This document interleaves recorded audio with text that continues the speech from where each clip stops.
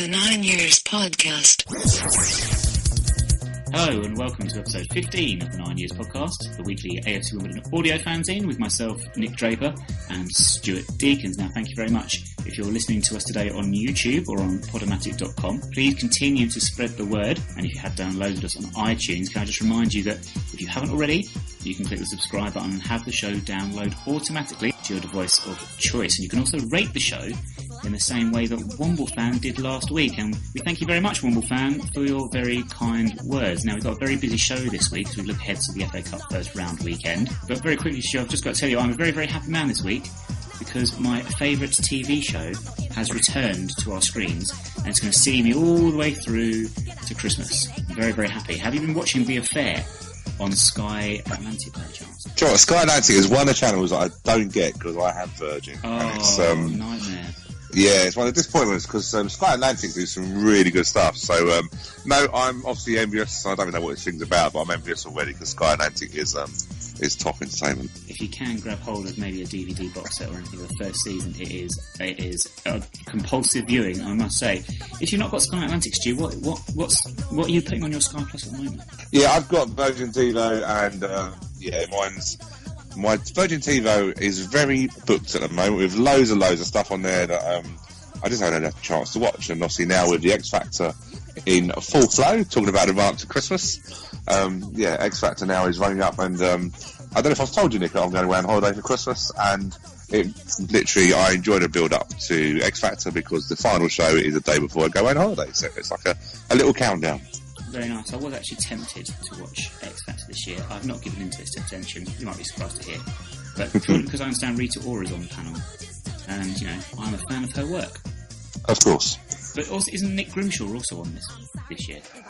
Yeah, Nick Grimshaw is. And to be fair, he's been a bit useless, really, in the non-live shows. But, this weekend, he actually came into his own and showed his DJ skills and put a good little number together for one of the contestants. So he's alright, he's not too bad, but he's a bit northern.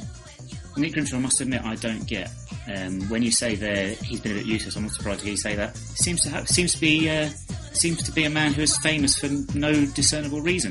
He does, and I've listened to his Radio 1 show a few times, and he comes across alright. I thought he'd be good on the X Factor, but as you're right, Rita Ora, I'm not a massive fan of Rita Ora, to be fair.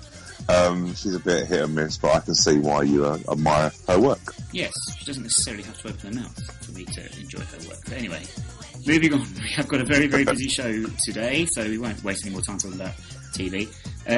Let's get into the Hartlepool game on Saturday. A comfortable 2-0 victory. Was it comfortable because we were outstandingly good?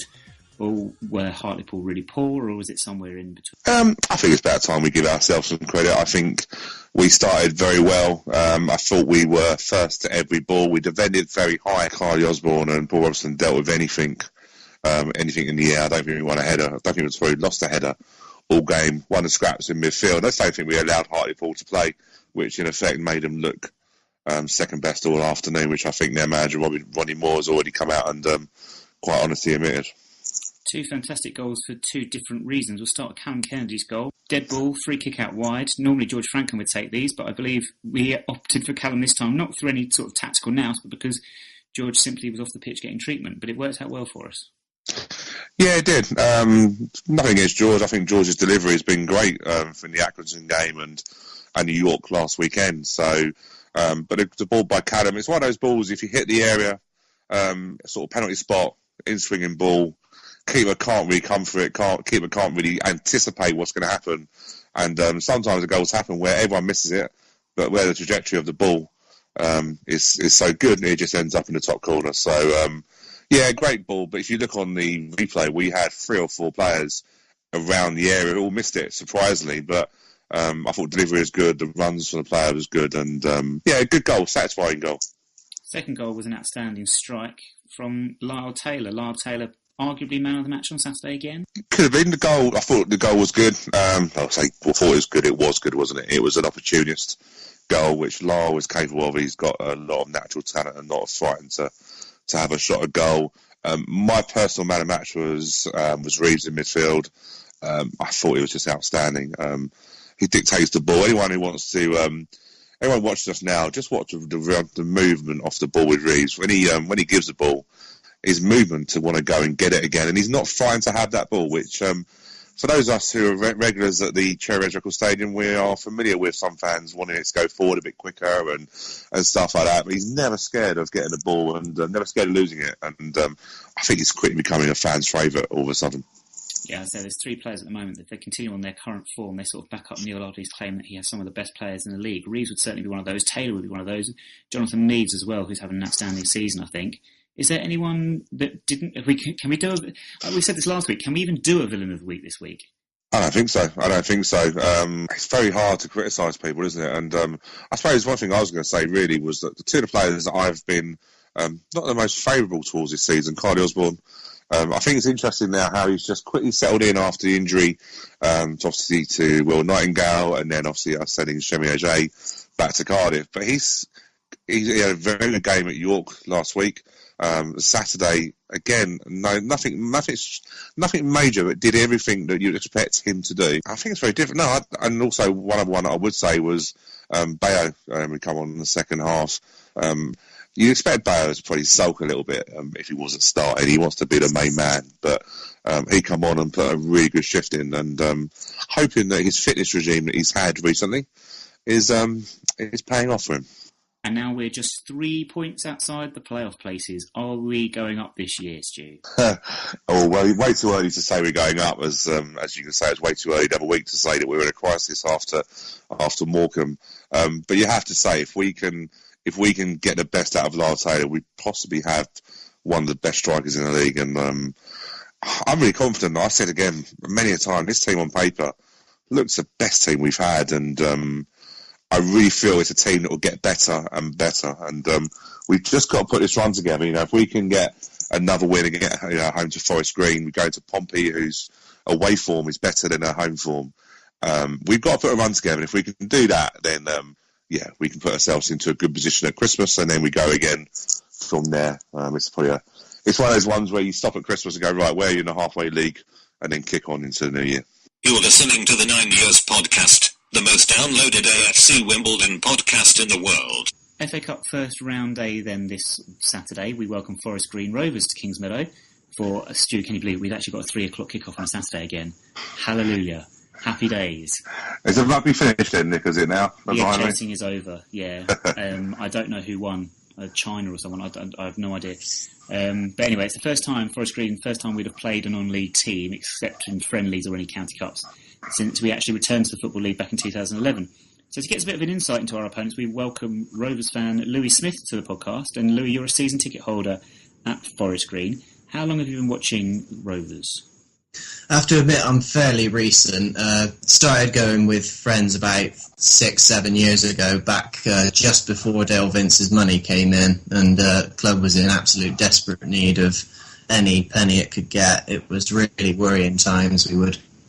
We would stay up either on the last day or by reprieve by someone going bust or something. It was manic times. Obviously things are a lot different now. Yeah, well, just to touch on that for a second, you just brought me back to the memories of those non-league days when regularly at the end of the season, relegation and promotion were decided on which clubs were still solvent and not. But as a Forest Green fan then, when you started to watch, back in those days, Forest Green I think are probably the longest serving members of the conference or the National League as it is now. But obviously your expectations have changed since Dale Vince came in with the money. What are your sort of expectations leading into this season? Yeah, obviously things are a lot different now. Made the playoffs finally after a few attempts to trying and failing.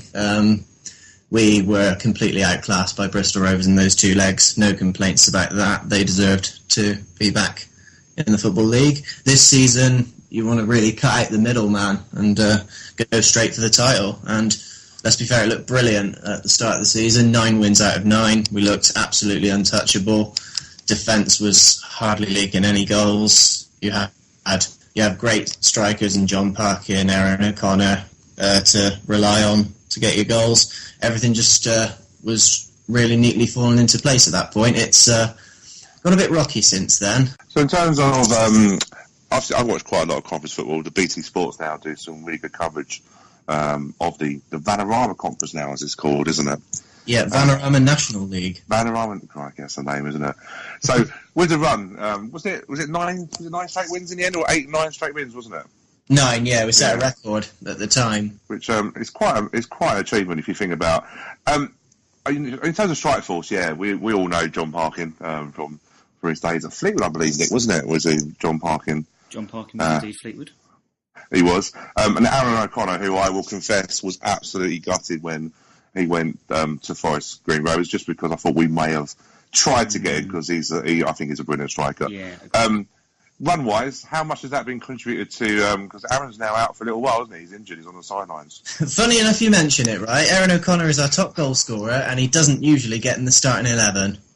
Oh, really? We have a partner with John Parkin, Curtis Guthrie. I don't know if you know him at all. He came from Welling last year, and we all thought we didn't really know a lot about him, but he does all the legwork for John Parkin, basically. I don't believe that. John Parkin's the type of striker that flicks on his own ball and chases it down, doesn't he? Curtis Guthrie works tirelessly. Yeah. And is that an indication of the money being spent? Are you still spending quite a bit of money down at Forest Green? Not as much, I don't believe, just because these days we have a smaller squad. When I'm sure you remember David Hockaday. Oh, yes, we do. Yeah, he spent quite a lot of money. I can't confirm anything.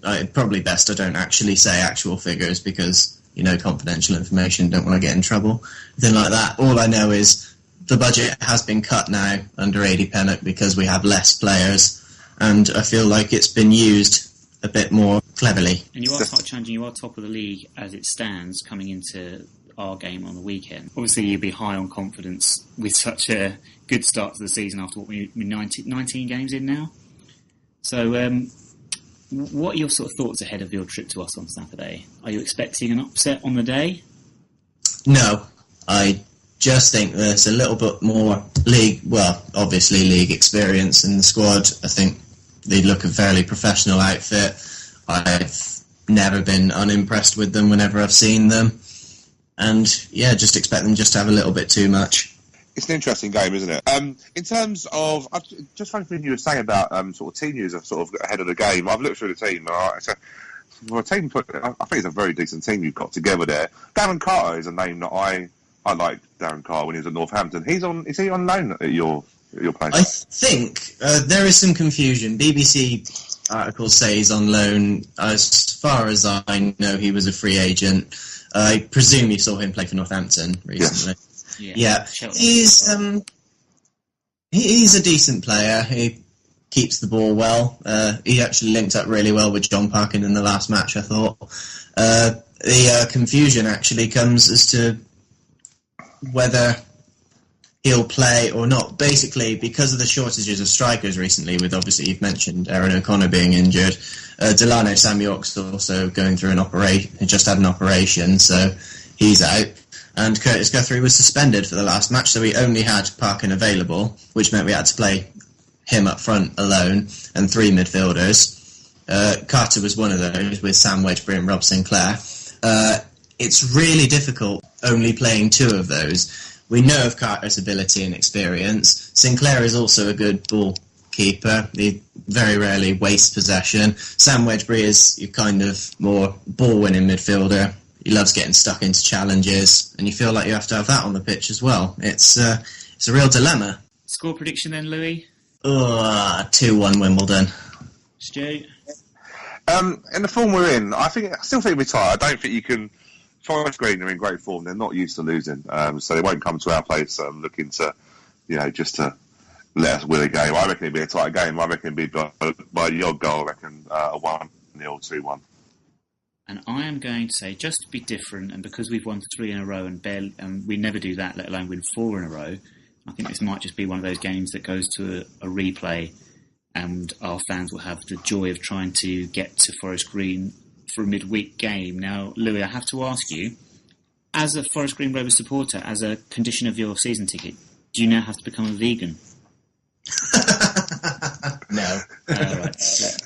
All it is we have to put up with it for the hours inside the ground. Obviously, nothing we can do about that.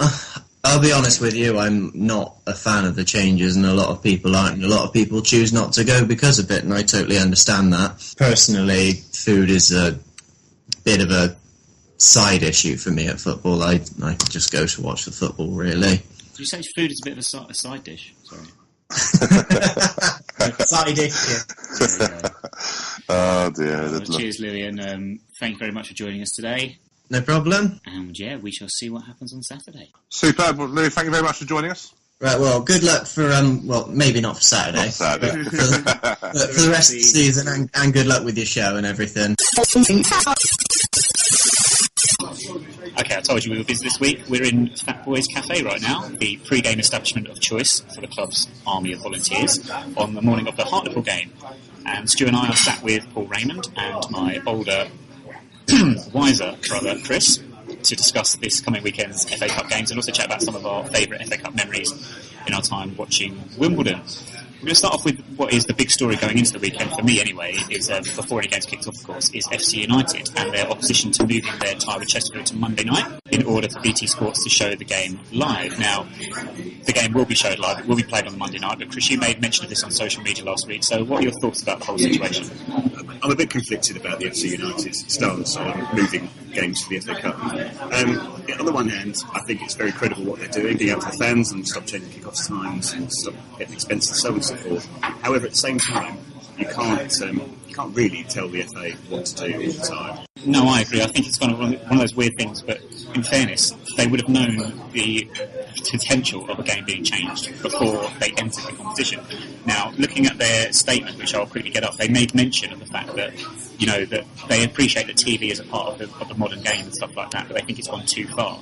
And in their statement that was released on the club website, they said Monday is a working day, as is the following day, and Monday Night Football is a TV invention. Well, yes, it is. But in my opinion, it was a TV invention about 20 years ago. It was.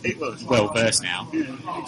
They also made mention that, it says here, there is an inevitable price to be paid for TV, but we believe that the stick has been bent too far. And once again, I will say, that stick was bent probably about 1992 when Sky first got involved in football, and it has been the case for many years now. I'm not entirely sure it's even an analogy, really, is it? Is you bend the stick, or does it just not break? What I mean is that they signed up to the FA Cup, they knew they were going to play in it eventually, and they knew that there was a potential, if they got to the first round, that the kick-off time would be moved. The fact that it's Monday night doesn't matter whether it's Monday night, Friday night. If you sign up to a set of rules that says, well, if you get to this round, there will be games that will be picked up on for live telly. You can't then just change your mind and say, actually, do you know what, I don't want to play that day. But I know that's going to be controversial. A lot of people, big fans of FC United, and like I say, it's very credible what they've done, and good luck to them, and I actually hope they win, because it's quite a good game to watch. But I'm not entirely sure about their reasons behind it. It will be a good game to watch, I agree. Stu, what's your reckon? So with the argument with that, with them switching the game, obviously getting some TV money, I suppose the argument is what they're going to do with the TV money. I know they're going to keep the £10. I agree with Chris to a certain extent. I think if you're going to sign into a competition, we had a similar situation when we first restarted. We all thought about we should have support the FA, but actually we had to pay to the FA fees to actually even play the league. Yeah. So eventually you're going to compromise sometimes your principles of what you're going to do. Yeah. But I think FC United should look at it as a great opportunity to promote their club, what they've been doing, because it's a home tie, isn't it, as well? Is, yeah. So, a home tie, first season, their new round, I think it's a great showpiece for them. I think they should concentrate more on that. I would agree with you. Just to go back to what you said about keeping the £10 thing, just to make a note, that is a nice gesture that they've done. Their matchday ticket price is taken £9. FA Cup rules mean they have to pay at least £10. So they are going to refund £1 to each. They're going to provide a voucher for everybody who attends to spend at the ground. At the ground, yeah. Off their food and drink. Yeah, which is a good shout, to be fair. But I do sort of pick up your point, Chris. Where is the end game for FC United Manchester if this is going to be a problem? Because if they've got ambitions to progress, they're just going to come up against us more and more. They can't. Where do they actually say, like, let's stop now and this is as far as we want to go because of TV? I suppose the argument could be, Crawford, that we've now, having played that team from Buckinghamshire that don't technically exist and beaten them, should we now drop the hatred against them? I personally won't. No. However, perhaps they could have that same argument. Once FC United were set up and they've got to this stage and they're doing very well, should they now relax the fact their stance because they're back? It's a two-edged thing. It is a double-edged sword. Stu make a good point there as well about the TV exposure that they get for being getting to promote their club and stuff like that. We've seen Salford City get some very good exposure this week with the start of the Class of '92 documentary, and they're showing off what they can do, or what the Gary Neville, Paul Scholes and Mickey Butt, whatever, are doing. I think FC United are missing a trick if they don't follow suit, because I think a lot of goodwill will probably go more towards Salford City at this moment in time than FC United, despite the fact you've got two parties there that are formerly of Manchester United. On the one side you've got the former players and stuff that are building up a club from the ground up and doing it sustainably. FC United are doing that, but then they sort of don't want to play by the modern football rules that they have to go by. So I suppose my question is really, do you think Salford City have that goodwill, or am I inventing this? They're on TV, of course, as well, on Friday night. I watched it and I thought it was interesting. I like the fact that they wanted to go in. I thought Gary Neville was very sensitive around the fact they didn't want to change the structure, and I think that's very important. It was interesting. I must admit, I'm not following Salford City too much. You're aware of it, of course, obviously you know about Gary Neville, but I wasn't aware that they were only 50% owners and then they had a businessman come in. It was interesting to see that they signed some real top players. They signed Stebbin, who dropped 5 leagues. Forgive me, I can't remember who he played for before. Possibly. Yeah. But very good players come down at level. I think it's interesting. I'm looking forward to it. I think the series looks very good. But it was interesting that some Salford fans who go to watch non-league football don't want to change. And you could argue that's the same situation we've got sometimes with some Wimbledon fans. And and also Kingstoners, a similar situation with that. So there is a market for non-league fans who don't want the league gravitas. But I think Salford City have done very well with that, and I'm looking forward to watching them also in the FA Cup first round, which is a remarkable achievement. I think one thing that is slightly different with that is that these lads are coming from Manchester United, and they've changed a fair amount in the first season. They changed the badge, they changed the kit, and they eventually changed the manager. The story I thought stood out from the documentary most was the fact that the manager was in, I think, Ibiza when the first pre-season friendly was in. And Phil Neville just came out and said, well, that takes some balls. Yeah. And then ran the club for a game. I mean, it is a different state of affairs, but they have gone in and completely changed everything. Whereas with FC United, they've gone in and built up from the ground up, and they've started from afresh. It's a bit of a different story. Yeah. Maybe when that sort of thing comes out, it could be a bit different. It could be a bit different. But what do you think of the TV situation? I mean, we're sort of getting away from the FA Cup for a second. We're a victim of this because we've had a game moved to the Sunday in a couple of weeks' time when we had to go to Portsmouth on Sunday. TV, do you think it has gone too far? Are we sort of slaves or victims to television and what they want and the demands of what they want? Too much now? Yeah, I think TV situation is actually only going to get worse now because we've all heard about the rebranding yet again of the Football League. That's some branding companies involved in, and one of the suggestions that I heard on another podcast was that at the moment no TV games can be shown between 2:45 and 5:15 in England.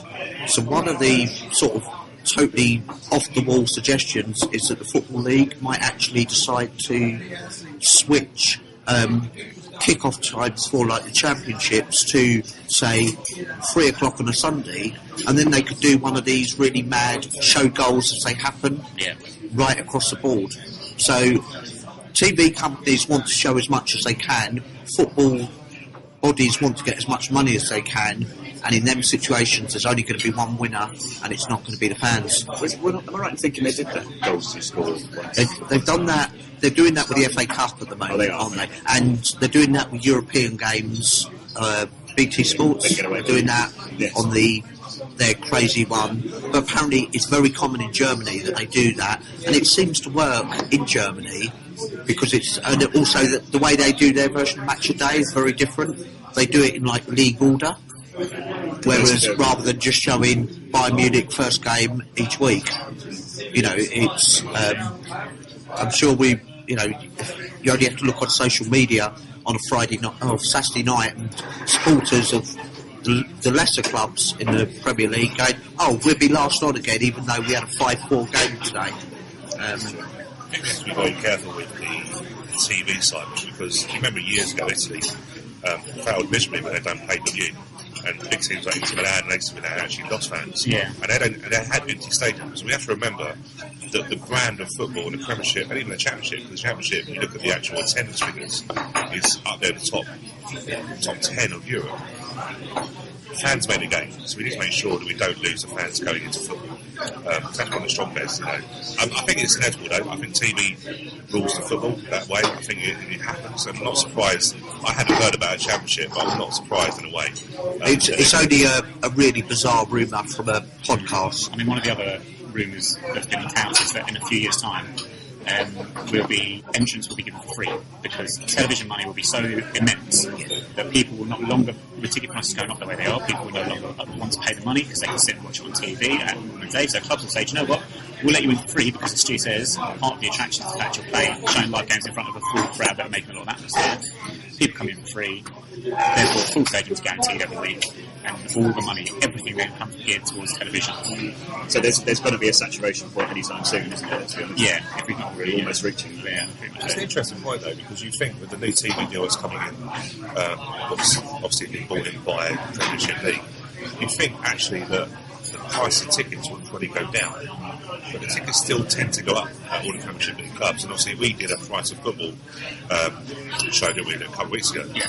Realistically, with the amount of money coming in, it's amazing that clubs are still trying to maximise their profit margins rather than go in, let's put some of the funding back into fans. I think it'd be nice if fans supported their feet. They won't. We know that. If you look at Bayern Munich, when they did their protest about the price at Arsenal, those fans still paid to go into the ground.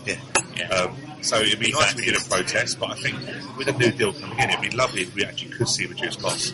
And also from a selfish point of view, it would be nice if the renegotiation of the deal, of the distribution of money was coming down, because the money we get from the TV deal is ridiculous. And we get a small percentage as well. But it's interesting that there are two clubs in the Premiership that have come to a reciprocal arrangement where it's Newcastle and Stoke, and they've said that they will only charge the away fans £20. Now, the only thing about that is Newcastle go to Stoke, I think, on a Wednesday night, Tuesday or Wednesday night. So, but all the other clubs have been given money to which they're meant to do similar, but I think it's only officially Newcastle and Stoke that have done it for one game. It's interesting talking about sort of the fans and how money then takes over in football these days. One of the other areas, bringing it back to the FA Cup, where we've seen that money seems to have become a priority as opposed to the interest of the fans, is, as we are an FA Cup show, we'll bring this up now, even though we're only on first round weekend at the moment, but come April time, we'll be getting to semi-final stage. Semi-finals again this year will be at Wembley. Again, they've got rid of the FA Cup semi-final replays as well because of the Champions League, European Cup and all things like that.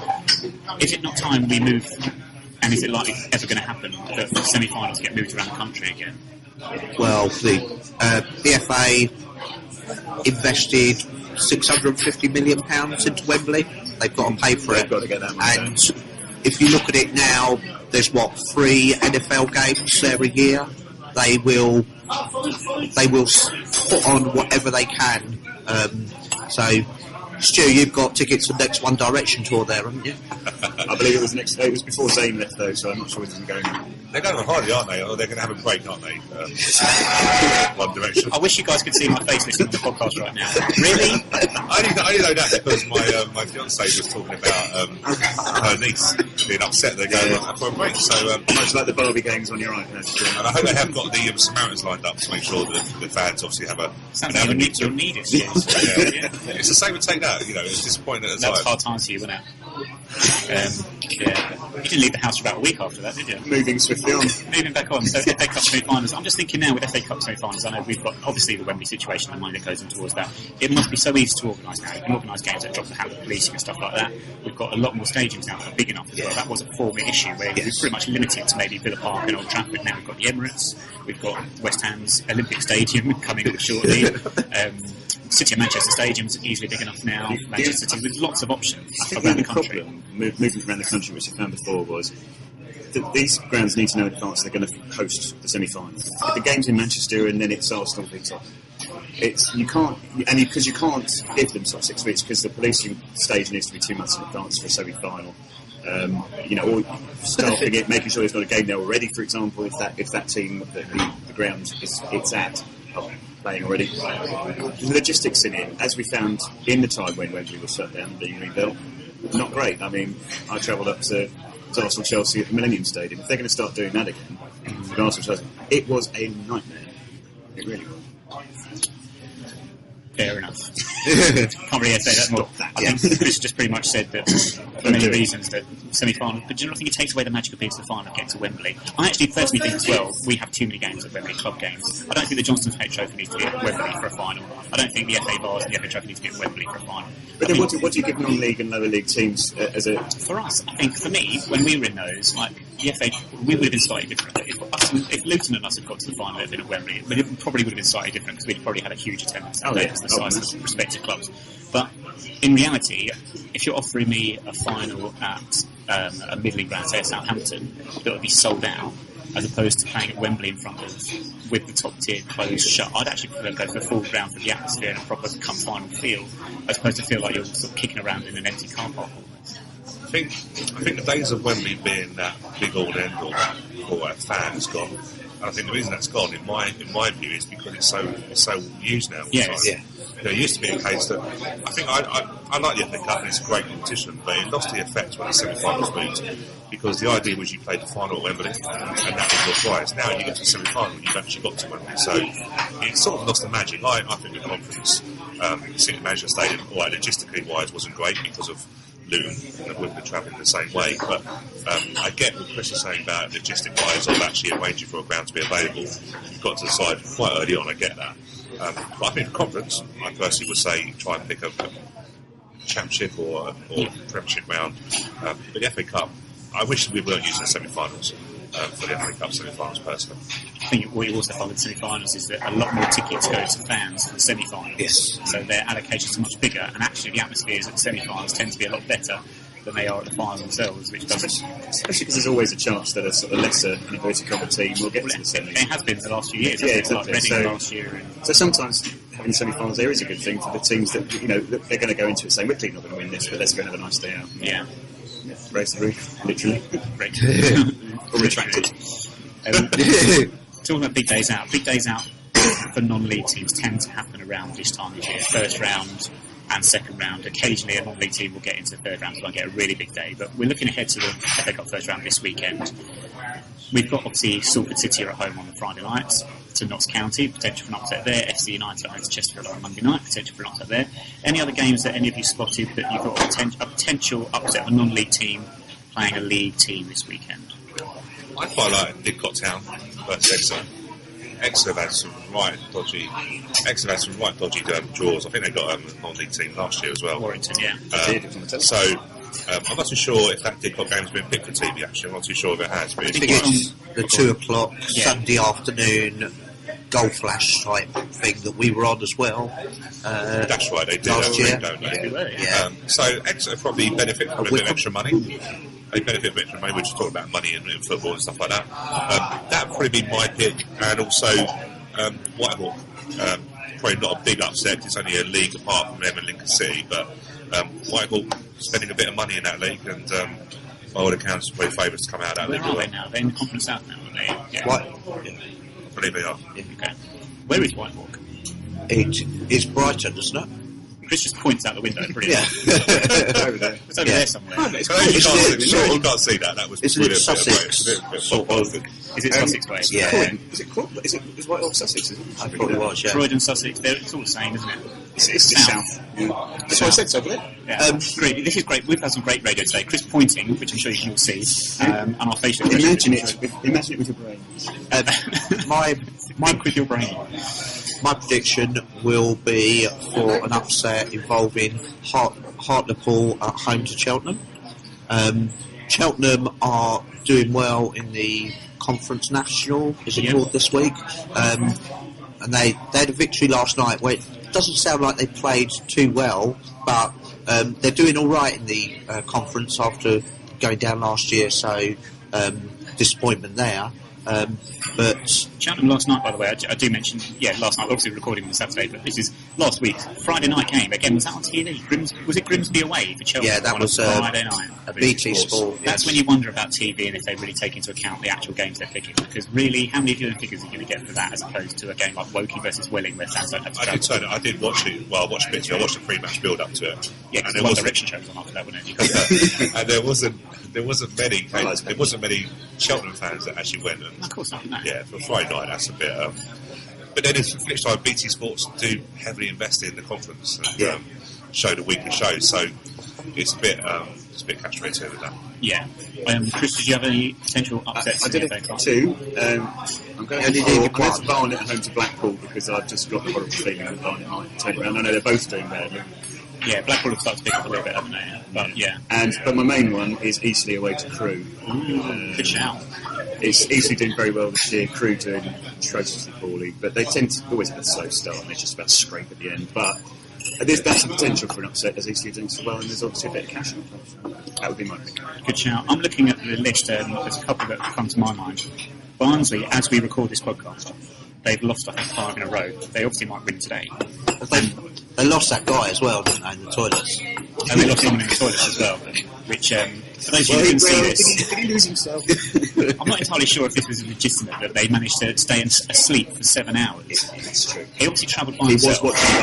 He was watching Barnsley. And it was 0-0. But surely he obviously attended the game by himself.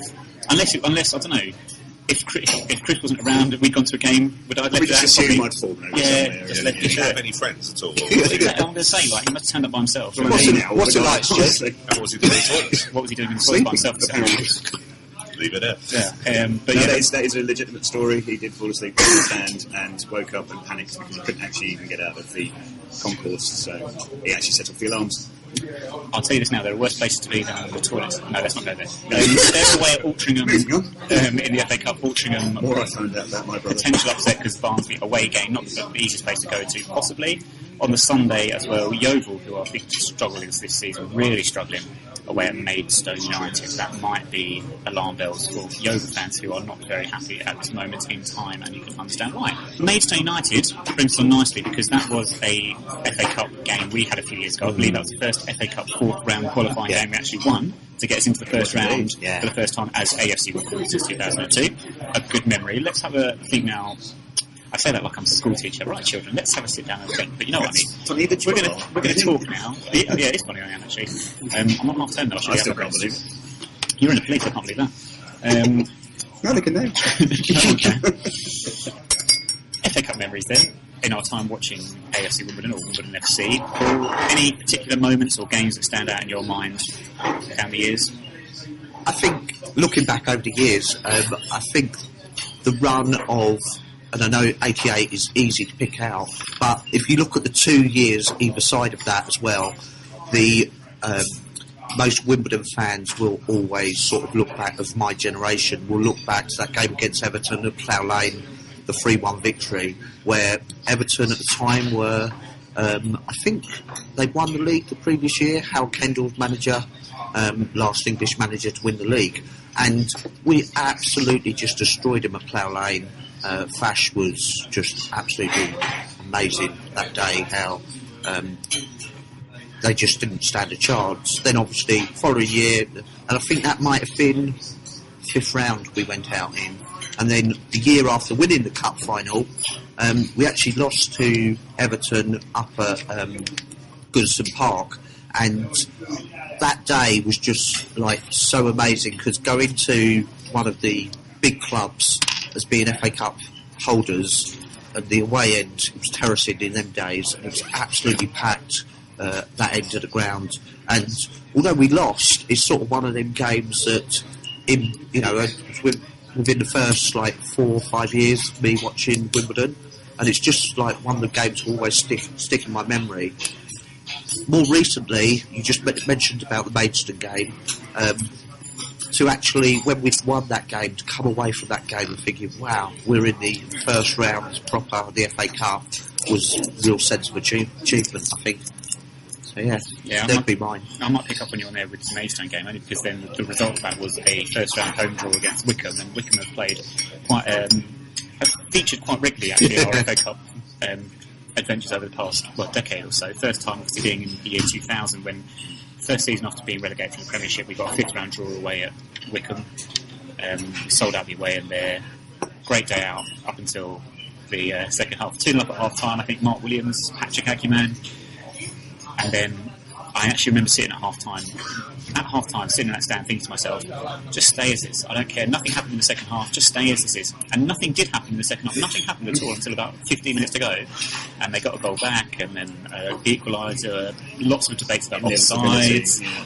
Replay First then. phase and second phase, wasn't that? That was. Big debate about phases. Phases of play and things like this, and then we get to the replay. They got again takes to extra time with a last minute equaliser. Again at extra time, another last minute equaliser. Again a questionable offside, and then the famous penalty shootout from Mark Williams, who started it all with the goal of the first game, blazing his penalty that is still travelling now, 15 years later. I think the key word there was eventually, as it was about 15-14, wasn't it? By the time It was long. I think it might have been something like 8-7 or something like that. But there was a lot of penalties. Because actually, on that day, we were all working in the shop that night. We were. And we were stood at the end of the homestay waiting for someone to miss or save. And, sod's law, it was us. Mark Williams. And the view was good of the ball just travelling into outer space. It was quite good. I think if legend has it that if you go in the roof of the homestay, you'll find it. I'm going to say, Chris, if you turn around now, you can probably see it going past again. Yes. Yeah. Similar trajectory to the space station. Just point out the window again. Makes it easy for us. In all seriousness as well, on that day, did not Neil Larkey miss a penalty during normal time as well? I think I might remember that correctly. He had a penalty saved. He scored a penalty against Middlesbrough in the last round,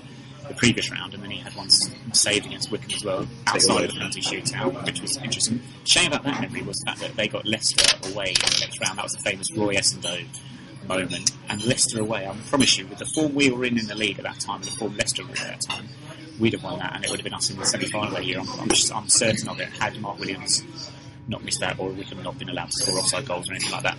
Then obviously recently, great memory last season, beating Wickham to get to the third round for the first time at AFC Wimbledon. Great away day there. Very much enjoyed that with Sean Riggs scoring the winner. That was a really, really nice day out. So yeah, I got lost in the home end that day. You got lost in the home end that day. I did. In the toilet. In the toilet, 7 hours after this game had ended. No, I somehow managed to put past all the home fans. That wasn't very clever. Yeah, I know. Sorry, you have to explain this. This is another story. There is to add to nothing your I can list. explain. How did you get... We're talking about Wickham last season. When they had a big marquee. I was directed back into the ground. I went outside at half time. Fox would do. And I was directed back in by a steward and ended up in home end. And I had to walk all the way along the front. When you say home end, because to be honest with you, Chris, like, seriously, how? Yeah. The away end has toilets for a start. Had you been drinking? That's irrelevant. No more questions, right? I don't think... Don't talk about ill No, wait, relevance. it's not American. I went out and went behind the marquee everywhere. And Why didn't you use a toilet rather than going behind the marquee? Yeah. Because there was a security. I can't be doing that. I was dying for a week. We went behind the marquee that was out there in the car park, if you remember it. There was a marquee. Yeah, I remember the marquee. I mentioned it just like 2 minutes ago if you've been listening. No, I don't. And then the steward went, you've got to come back in here, and I was in front of him. And hastily bundled out, not literally. I wasn't booted, but they were like, I think you better come with me. I think it speaks volumes that I'm now going to talk to the One Direction fan instead of you now and ask Stu, FA Cup memories? I've got a couple, and I'm not sure if Chris can go on this. Going back, my first memory, not my first memory, but when we went to Man United to Old Trafford, and equalised by Robbie Earl with a header, and we were all stuck in the corner to where he ran to, and it was a mad celebration. I'm not sure is that the year we actually got back and then beat them in the replay with Mark Scale. I believe it was the first time they got beaten in the FA Cup at that time, and Mark Scale done a header, didn't he? And Schmeichel. Just Schmeichel late, wasn't it? So, at that time, Man United were very, let's get Argentina, but at that time, that team was quite special. Very outstanding. And I think we had a team there that was very good. So the AFC memories, mine's a defeat, but I think it was more of a realisation of what actually we were becoming.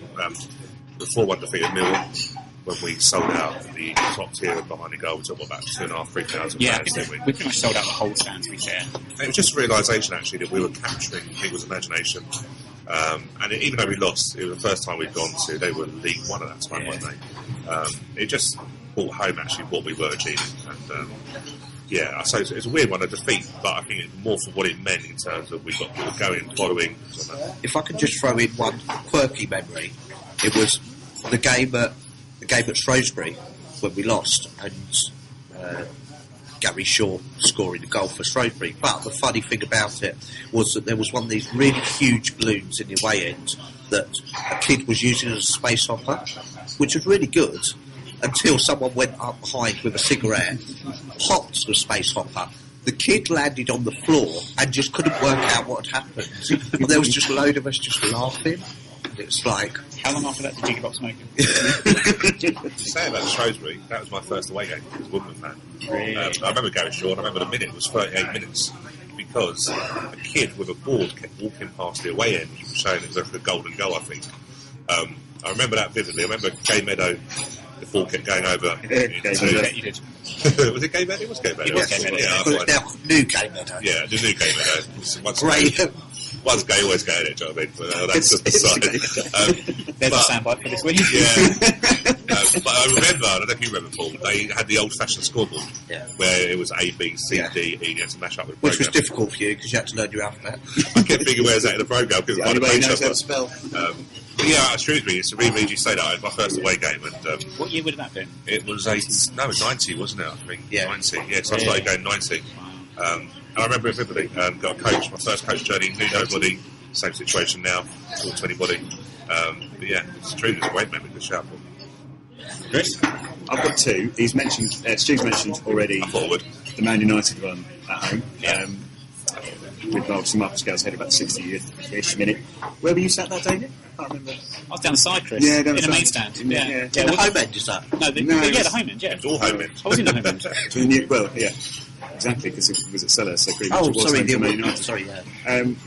So obviously there's that one, but a rather a slightly more obscure one. 2004 against Ashford Town, first qualifying or preliminary, and we won 3-0. That was the first time we were back in the FA Cup after we were Ashford Town, Ashford Town, Middlesex or Kent? or Middlesex as it is Middlesex. most commonly No, referred to. it wasn't Middlesex, it was Kent, wasn't it? Because we played them on the opening day that season as well. Was We it? beat them 5-1. I thought it was Middlesex. I'm sure there's someone. No, it's definitely Kent. Whichever one it was that first time we were back in it. Please write in some corrections and amendments and section. we will delete your tweets immediately. That's a great shout, though. But Yeah. it's the first time we were back in the FA Cup because there was obviously the Reformation and we did that first season back there and then went to 2004, 2005 and now we're back in the FA Cup. Now we're legitimate again in inverted commas. Yeah. And that was a good memory for me and that was just before Charlotte was born as well. So there we go. There you go. That's my daughter, not Was that some the random first- person. Was that the first qualifying medal? Or did we go Extra preliminary. No, it was preliminary. We didn't do extra prelim because that was for the combined counties. That's true. We were already in round one. Yeah, the FA bars, I think we had And I think if you remember, if you look back to that time, I remember us all thinking FA Cup great, and then realising where we were starting from. It was like a bit of realisation of how many rounds it takes to get into the first round. Ashford Town is an interesting one because it does remind me of my first FA Cup game I ever attended live, which was not Wimbledon. It was Fulham back in the day when Fulham. Oh, there's a surprise. Yeah, Fulham Luton? Fulham, Luton, Celtic, Man United. Which other clubs were on? It was Fulham, Ashford Town. It was Ashford Town, Kent, which are now they've now changed their name bizarrely. They're now Ashford United, I think they are now, to differentiate from Ashford Town, Middlesex. Don't like change. But no, that's changed. Not vending machines. No, that's why you're so when Zane left One Direction. But yeah, the first game was a replay, first round replay, 5-3 to Fulham in the end, a classic FA Cup night, non-league team against a league team. Fulham were league, the equivalent of what is now League 2, then was Division 3. And just a classic time. I think Ashford, as a non-league team, equalised in the last, back then it would have been Division 3, Premiership 1, 2, 3. And then, yes, it wasn't. Yeah. No. And then, Ashford got a draw in the first game, 2-2. Equalised in the last minute of normal time against Fulham in the replay at Craven Cottage in front of about 2,000 people back in the days when they were not as well off as they are now. And yeah, just a great both. And just a great evening really that they got. Just remembering that one. Do you remember Lee versus RMI? Lee RMI with the goalkeeper. Before he lost his head. Gosh, that must have been good. It was, they decided that was the first time they had goalkeepers in football. And it worked, I think. It still worked. That was before Stu went on to play for Woodford Town. He actually played for Lee RMI first. I thought he might. And he had an outstanding game. It did because it went to a replay. It did? Yeah. Kevin Keegan was the boss then. Yeah. That's how far back we're going. Yeah, stood behind the goal at the Hammersmith. Dad wasn't impressed. Isn't it mad how I remember going to FA Cup to watch? I used to go watch shooting quite a lot, and when Lenny played for JC York playing. There was a gentleman called Michael Myson. Went to Fulham, and we got 3 tickets for an FA Cup game. And he scored in the game, but I missed him because I went to the toilet. And we had to meet him afterwards. And I was desperately trying to speak to any fan I knew around me to ask what the goal was like, so I could pretend I'd watched it. But Fulham got hardly any. Back in the day, like 2,000-3,000 fans. And I remember playing on Fulham's pitch because we used to play tournaments just to raise money for the ground, which is crazy now when you think about the money. There's an episode to do, youth team memories, because that would be I did FA Cup away games with our youth team at Old Trafford, and also stood on the cot on a Tuesday night to watch our youth team. And you just can't imagine. And in fact, the one game at Old Trafford was a Saturday, and first team weren't playing for some reason, and it might not have been the class of '92 for Man United. It was a year after, but there was still before the Old Trafford development. But it was sold out with 30,000 people in it, and it was just absolutely just unreal. And we probably took about 100 people up there that day, mainly parents and usual. But I just thought, I'm going to go up there, be all right.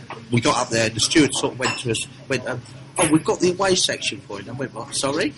They went, yeah. They said, there's about 500 seats there. I'm thinking, we won't need that many. So, yeah. It's interesting. Yeah, it was actually the players' parents went up. Captain, I do remember it, we're talking about sort of sitting. Captain was Phil Neville of that youth team, and it was a sub-year. I think they'd also had David Johnson up front as well. I think done the circuit as well. Where are they now? It was a year after, but yeah, and I talk about youth football. I remember going to Sellers Park watching West Ham, and there was a rumour going around at the time that West Ham had this excellent centre half who had gone to play for England, was a certain Rio Ferdinand. And it's amazing the talent that come through. We wouldn't see it now because he'd be a foreigner. What about our team then back in those days? Would that have been the Jason York Carl Court era? Would that have been? Yeah, so Jason we had York, some very Carl special Court. youngsters ourselves, to be fair. Yeah, Lenny Piper, Mumford, something.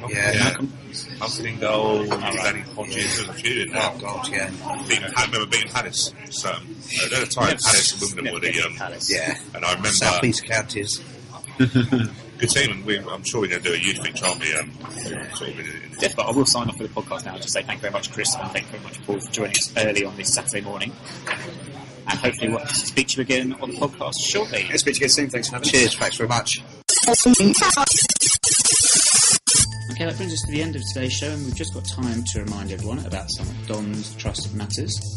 2 votes are currently open. The second staging vote, part of the Back in 2 Ticks campaign, is open until 7:30pm on Saturday the 14th of November. So if you are a Don Trust member but have not yet voted, please do so, and please vote yes by checking your post or your email and replying as described in the information sent to you. Also, there are 6 places available on the Don's Trust board, and 7 candidates have put their name forward. One will miss out, which I guess is the harsh reality of democracy. The vote is open until December, and candidates will be on this very podcast next week. You can vote now if you wish. So again, please check your post and email. Information for all of what I've just said is available online at www.thedonstrust.org. Looking ahead to the weekend, updates from the Forest Green game will be available on the Periscope app and Twitter. Search for @AFCWScope. And of course via Don's Player and Radio WDON. Check www.afcwimbledon.co.uk for details, but we take no responsibility if you punch your computer screen and trying to work out our official website. Big thank you to everyone who appeared on the show this week: Louis Smith from Forest Green Rovers, Paul Raymond and Chris Draper, and of course thanks to Stu for joining me once again. Remember to like us on facebook.com/9YRS podcast and follow us on Twitter @9YRS podcast. And join us next week when, alongside Don's Trust election candidates, we'll also be speaking to Nick Grimshaw about exactly just how he managed to get a job in the media. I mean, really, how did he do it? We'll see you then.